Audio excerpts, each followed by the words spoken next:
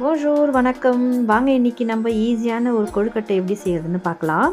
அதுக்கு தேவையான 1 cup வெல்லமும் 1.5 cup தண்ணியை ஊற்றி நம்ம அதை காய்ச்சி அதை நம்ம வடிகட்டி எடுத்துக்க போகிறோங்க. அதுக்கப்புறமெல்லாம் அதில் நான் கொஞ்சோண்டு எள்ளு போட போகிறேன். அப்புறம் தேங்காய் பத்தை பொடி பொடியாக வெட்டி அதில் போட்டுட்டு ஒரு சிட்டிகை உப்பு அதில் போடணுங்க.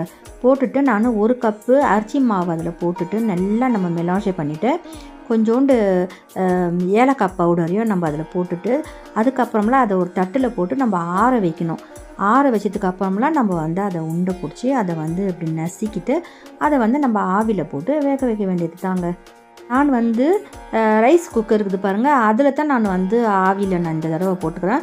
உண்மையாகவே ரொம்ப சூப்பராக வந்தது, சாஃப்டாக இருந்தது. நீங்களும் இதை கண்டிப்பாக வீட்டில் செஞ்சு பாருங்கள். ஓகேங்க, நான் இன்றைக்கி உங்களுக்கு இந்த வீடியோ செஞ்சதில் நான் ரொம்ப சந்தோஷப்படுறேன். ஓகே, நான் உங்களை அடுத்த வீடியோவில் சந்திக்கிறேன்.